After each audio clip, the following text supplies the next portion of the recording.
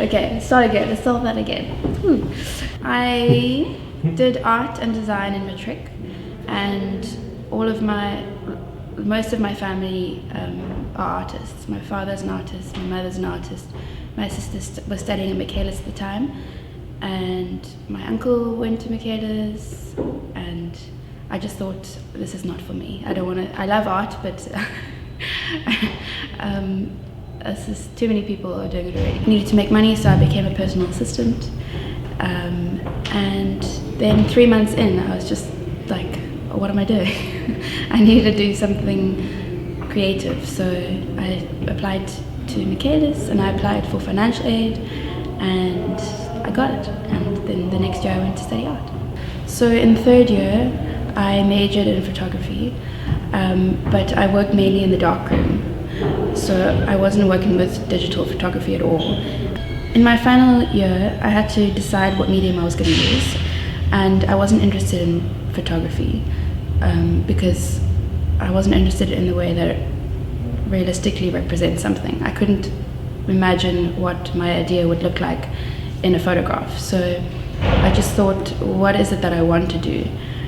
What is it that I love doing? And I just started collaging because it was fun. And I started making these collages out of photographs that I had found in secondhand stores and antique stores for a project that I did, I think, in second year.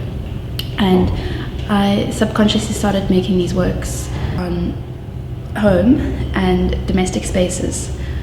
And then I realized what I was doing. I was making work about my experience of home. In 24 years, I've moved over 30 times.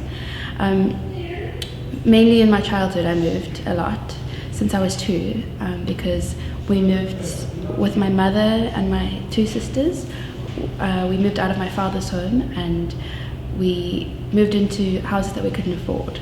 So we kept on getting evicted.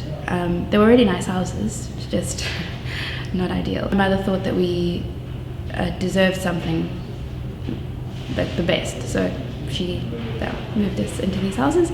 And then moving and the home space became a space of growth because I learned a lot with each move, and then it also became a space of trauma because it's quite traumatic to pick up all your things and leave, and sometimes mainly we left things behind, like photographs. So that's why this body of work is so important, because I'm using other people's photographs and memories to recreate my own memories. In my final body of work at Michaelis, I made small individual collages that kind of flowed into each other. And then for this body of work, which I made through the Tierney Fellowship, I decided to make a really big collage, and it started off looking completely different to this.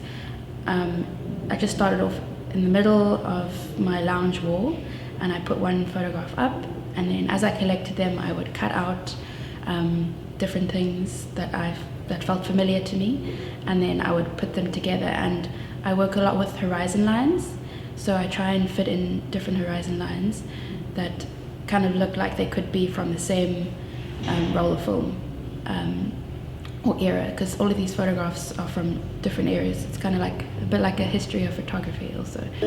I quite like the places where I've consciously tied up the pictures because of color.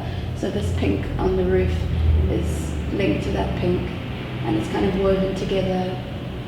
Over there, there's a pink light on this dressing table. And then I've also kind of structured this whole collage as if it were one big house.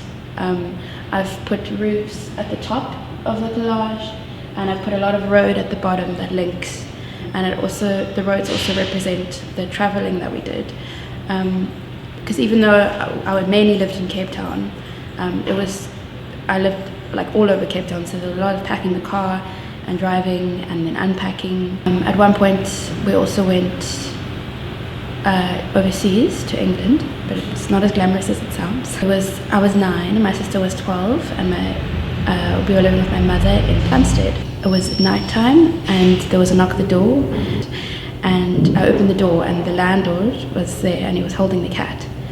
that means the cat was outside, so the cat wasn't supposed to be outside. That was like the one I was like, oh my god, we're in trouble. And then him and my mother talked, and then he went away, and then she said, pack your bags, girls, we're leaving. And she made it into an adventure. She always made it into an adventure.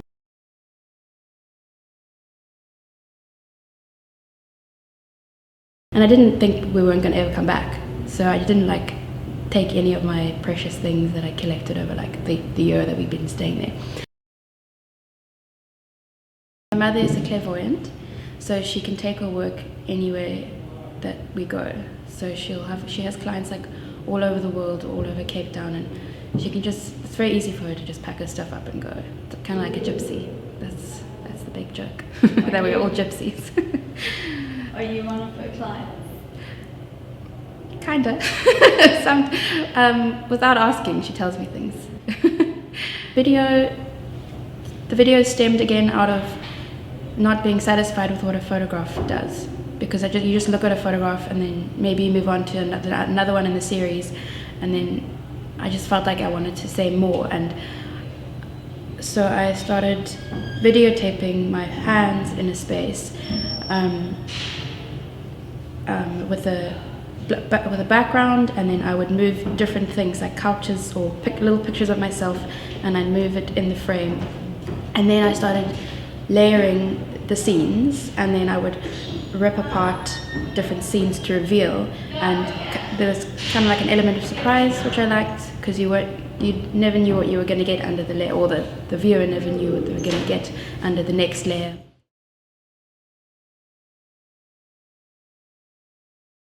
And then I'd also stitch into the video to kind of mend what had been broken.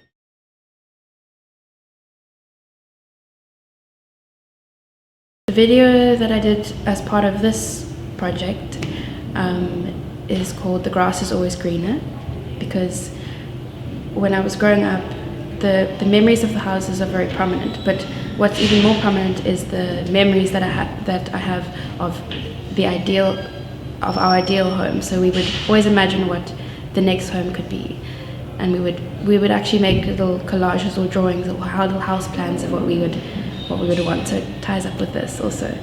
So for the set of photographs that I've made, I cut up the houses in old photographs that I found of other people's homes, and I've put them in the set. And when you first look at the set of photographs, you think, well, maybe I would like to hope that you think, oh, this is a real situation with like a landscape of houses, and then your reality changes and it becomes kind of dreamlike, because the lighting gives kind of a dreamy feel, and all of the colors of the houses are different, and then it starts to become eerie and you don't really know what's going on. Memory of the houses and what actually happened in the houses, sometimes those interlink, and I don't know what has actually happened, if it was something that I made up in my head, or if I was living at one house and I had a memory, and maybe it was in a different house that I had that memory.